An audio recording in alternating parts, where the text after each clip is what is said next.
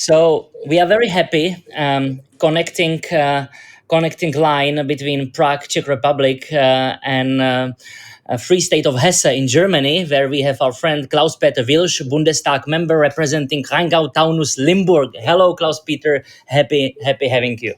Hi, Jan. I hope you apologize my casual wear. I have 2 hours at home at this time, and so make it comfortable for me. No worries at all. Just for our listeners, we are starting our, let's call it, German months, when we are podcasting with our friends from Germany here, not only to Czech Republic but to Poland, Slovakia, and Austria, because we believe Dan Wojciechowski, my partner in crime on this podcast, we believe that in Central Europe or in Mitteleuropa, using German term, we need to hear more from Germany. Germany is our main business partner, it's largest neighbor, and what's happening in Germany, it's important for us as well. We were happy having Germany as a business partner last 3 decades, when German economic machine was going on. Now there are slight problems, and that's why we ask Klaus-Peter, who is for more than 25 years a member of Bundestag in key committees, finance, budget, and economy. So, Klaus-Peter, is great having you. Tell us what happened that last 3 decades super successful, and now not only in German press there are headlines: Germany sick man of Europe. What happened? Well, the current government, especially, very hard focused on topics of climate, fight against climate change, and all that. You know, they were framed by the Greens, and they neglected basic needs of our economy. Additionally, in the under the responsibility of the predecessor of Scholz, Angela Merkel, my own party was kept or captured in a big coalition with the Social Democratic Party. Made a lot of some failures, some really crucial failures, like going into dependency on dependency on Russian gas, and not taking care enough for basic infrastructural needs for our country. We were always known for an excellent infrastructure in Germany, but going to a energy supply system that highly depends on very volatile sources like wind and solar, we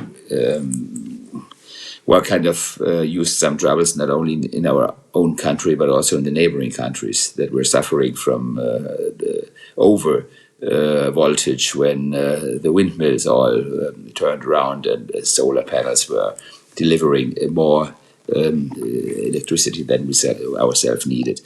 Additionally, the traffic system has some needs to be reformed, especially more investment. That's one point we really figure out in our campaign now. We want to make it easier to take decisions on infrastructure and to make all those bureaucracy needs to bring them down in order to be faster. And the second is, or the third is that they neglected the trend within the OECD countries. They were mainly fighting for investments and tried to make more supply side policy, and they did the opposite. What was, of course, it would deter to our foreign investments, and what brought some 100 billions a year to be invested abroad year by year. In the last 3 years, we lost via capital flight 100 billion euro. So that's the fact. And so we are no longer the the locomotive that pulls Europe, but we're kind of sick man again, with with no growth at this time. We are having zero. We are in well, where we are really in a bad shape in economic terms, and we want to solve this because I don't want to get used to it. That people ask me when I'm traveling around in Europe, what's wrong with Germany? I want the times back when I was asked in the other European countries, wow, how do you do this, you're Germans? And not, what's wrong with Germany? We have the whole European energy market now. So probably the question of energy transition is the question for the whole Europe. Uh, what is the best way to transform the energy network in Germany, considered the whole Europe? So especially when we talk about, for example, France with its electricity network, which is very specific in the European environment. So what are the options for Germany and for the whole Europe? Well, we have to de-ideologize energy policy. The Greens were very much driven by cutting down all nuclear plants, and just because of their ideology. And they believe, I cannot put it another way, it's kind of a religious question for them. They believe that our God won't send any invoices for wind and sun and everything's free. But you cannot run an industrial country on this such a base. So our approach is to say we restart the nuclear plants to reduce dependence on expensive imports. And we are very open for the developments of the next generation nuclear power plants. All these technology companies in the US who are dealing with KI, with AI, that's the right word, artificial intelligence. They are really bothering how they get the electricity they need, and they are working on small reactors for their companies, for their sites where they produce, in order to be really running and independent of public grids. So, and when we are looking around us, we see that in Europe there's a real renaissance of nuclear power. A lot of countries who said we go out there changed their minds because of the decarbonization needs. They said if we want to decarbonize, it is not wise to cut down the nuclear power because it is in fact it's carbon free, and to replace this by gas or coal is not a good idea. So lots of them went back to nuclear power, or even started nuclear power new. And when you may be right if you are the leader of a movement, but if you want to lead a movement and you turn around and you see that no one follows you, you may be on the wrong track.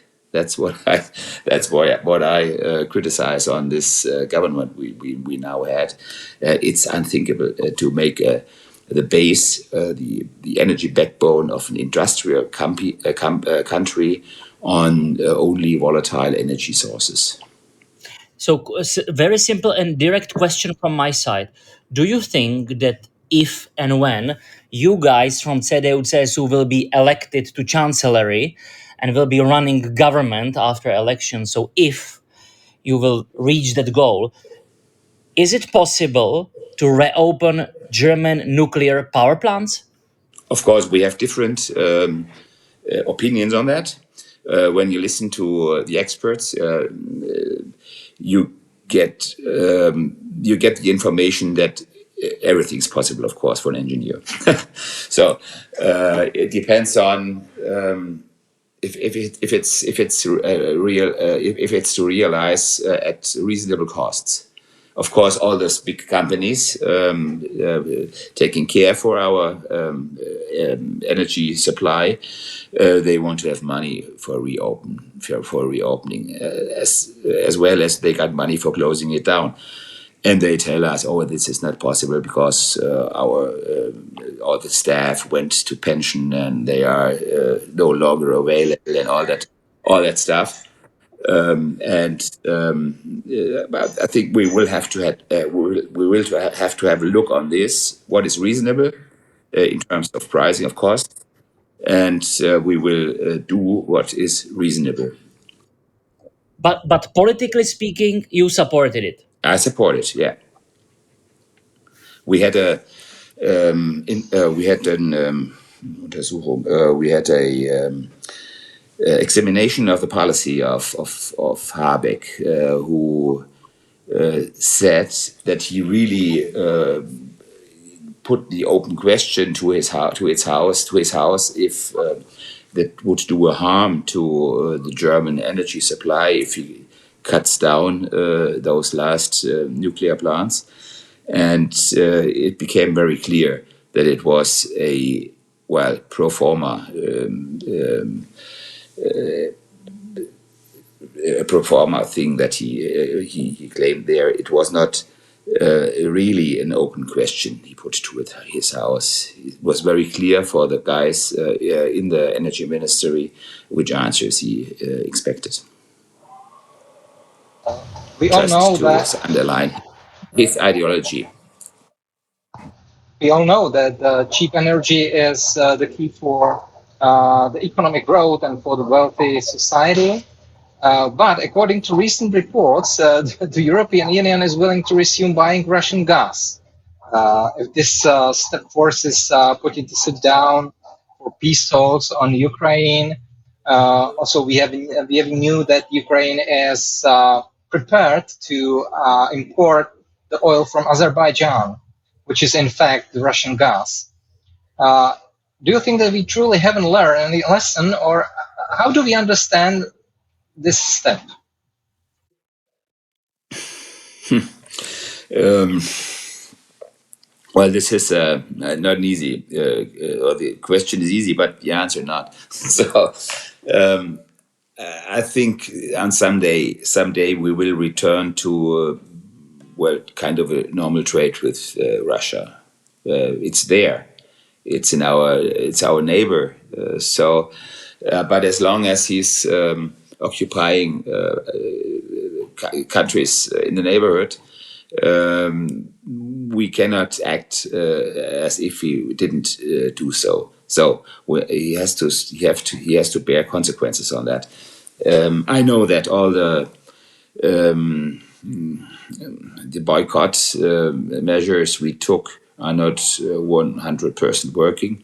That there are well, bypasses via Azerbaijan, via Turkey, via wheresoever, and but I still think it's necessary that we keep the pressure there because he's financing his war against Ukraine with energy, with money he earns from energy.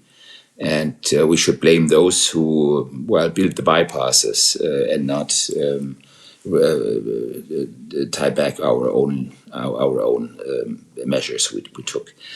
But in the long run, Putin won't live forever. We hope there will be some successors who are loving more peace and the life of their younger generation, who is now sacrificed in a useless war. That we will have some progress there too, and geographically spoken, it's a neighbor, and we will have to deal with him.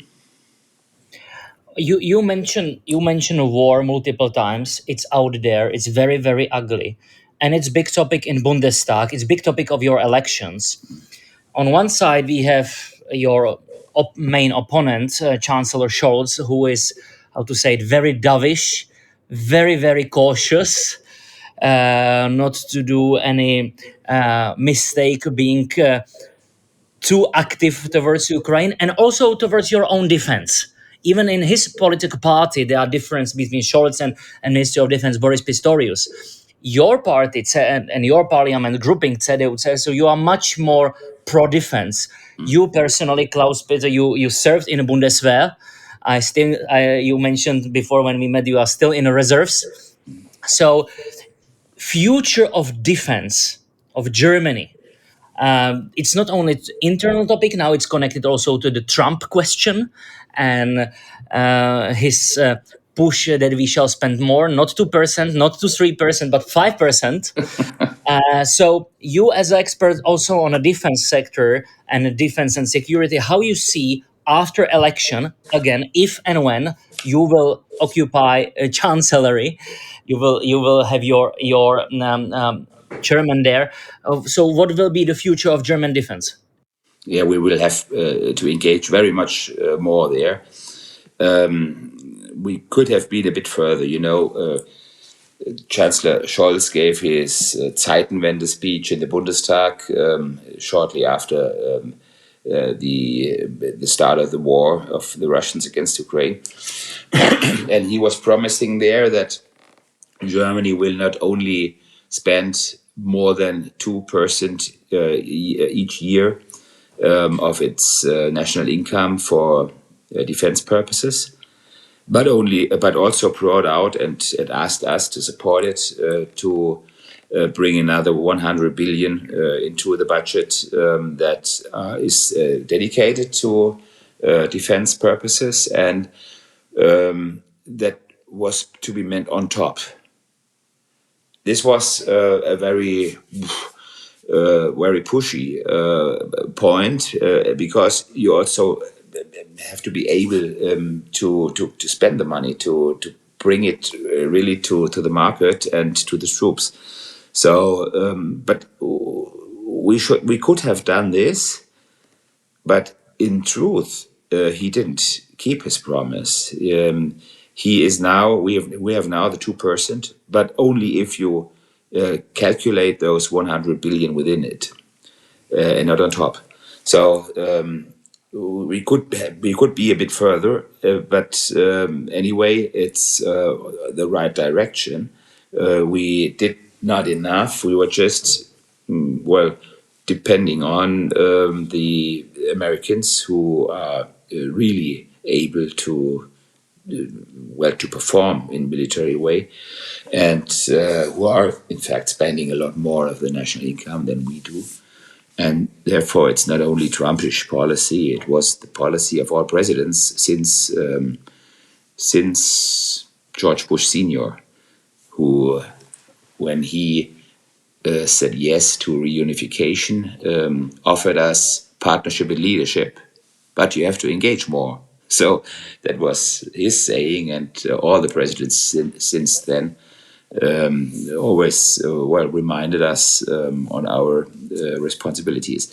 But we were at some 1.2% of the national income with our spendings on defense, and this is not enough. We were living in an illusion of everlasting peace and friendship and cooperation between the countries, which was true for all those who got rid of the Soviets, like you Czech guys.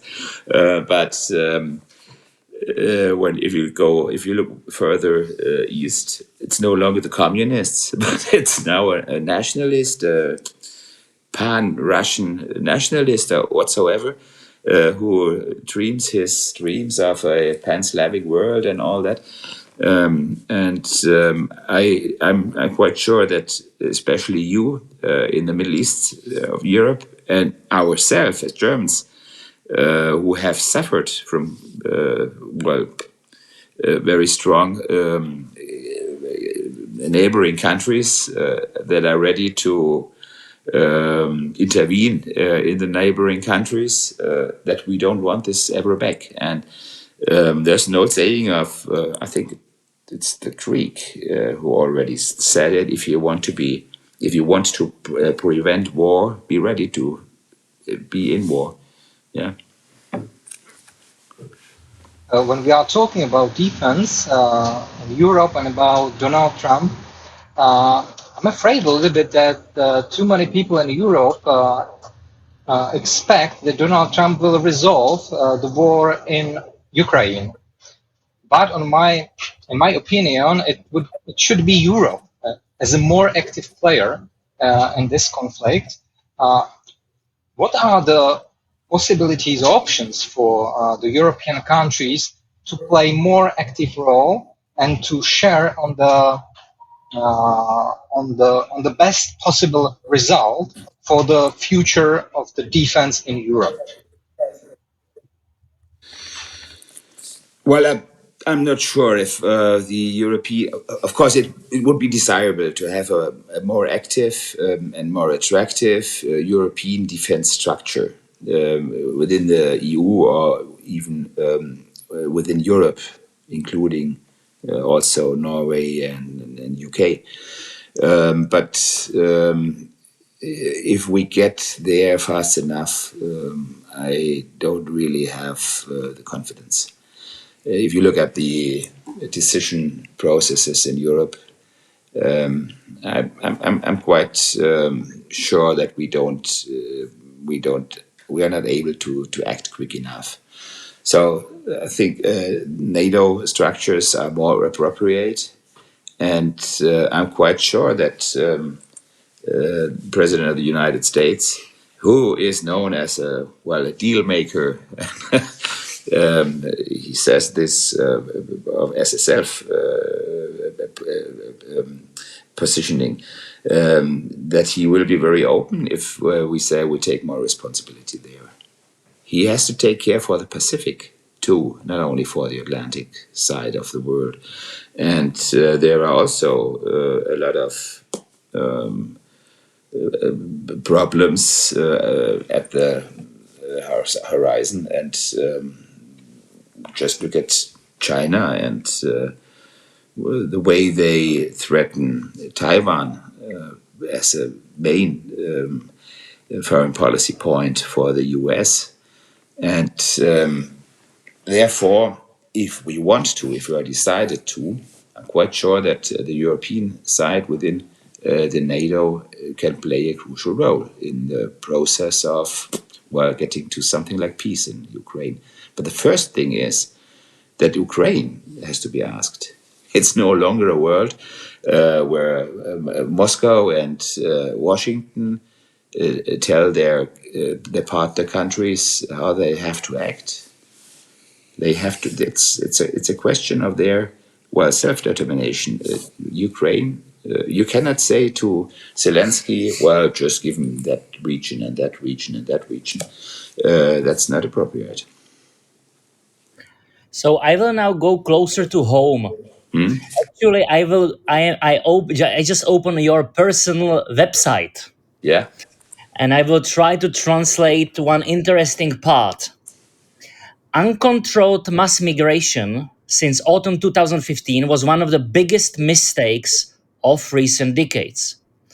Fortunately, it's now undisputed in the Union that such situation must never be repeated again. Anyone who is entitled to asylum should also be granted one. However, this applies only to a tiny small proportion of migrants. You are in the Bundestag forever, more than 25 years. What happens? 10 years ago, it was very, very different. CDU, CSU with Madame Merkel and her Wir schaffen das. Yeah. So, and now when we open newspapers, actually last few weeks, uh, your party chairman Friedrich Merz is very on a steroids, even being now criticized by Madame Merkel. So, what changed the debate? Of course, we know the numbers. We know atrocious attacks on even small children happening now in Germany. Big debate. But you, as an experienced Bundestag warrior, what changed so much in last decade? Yeah, well, the circumstances, of course. in the first days, in the first weeks, these were very sympathetic pictures from the railway main station in Munich, where they arrived, and they were brought items for the children and pets and stuffed pets and so. But everyone was open to help, and I had a lot of contact to those who were making this as a voluntary service. They really did a hard job in order to integrate and to give them lessons in German and to go with them to this and that place where you have to go to in register and all that stuff. But after, let's say after a half year at latest, it started that they said, I don't do this any longer. Because there are lots who are just going here and opening their hands and saying, you must feed me. I was told this by internet. My friend told me that this is paradise here. You get a lot of money. You don't have to work. You get clothing, everything you need. And so it was, of course, it was a large pull factor, those pictures who went around the world, even with Merkel herself, with Syrians posing there and so welcome and all that stuff. And when the criminality rose, this, of course, this disturbed the people that they realized that what they have been told by left media and left politicians and even our so-called good men that were telling them that only good people that come to us and they need our help, they are caring for their life and that's why they come here and all that. So for me it was clear from the first moment. I would have taken it if she had said, well, let's take those 8,000 out of the Budapest railway station, get them here and situation's cleared, but after this we close down again. You cannot run a country like that. You need to have control. You must know who's in your country and what he is heading for if entering this country. And if he has no appliance to be in the country, he has to be kicked out. And that's what we are aiming for now. We say, let's look that the European asylum policy works. So this means secure frontiers of Europe. Then we can keep our Schengen system and all that. But as long as this does not work, we need controls at our own borders in order to compensate the not working control at the external borders, at the EU borders. And what we also agreed on, we should aim for having the procedures looking if one has the right to appeal for asylum is also taken outside Europe, because especially in Germany, once they are in, you get them out not very easily. It's they have to. There's the whole court system open for them to go against this, and they have their